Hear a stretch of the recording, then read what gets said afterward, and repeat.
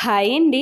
ఈరోజు మా ఇంట్లో 5 ఇయర్స్‌కి ఒకసారి అయితే రాముడి సంబరం అయితే జరుగుతుంది. ఆ సంబరం అయితే జరుగుతుందనమాట. ఈరోజు మేమందరం కలిసి పాలకాయలు అయితే తయారు చేసుకుంటున్నాము. ఇవి చాలా స్పెషల్. దేవుడికి ఇవేనమాట మెయిన్ ప్రసాదం పాలకాయలు, ఇంకా పానకం అనమాట.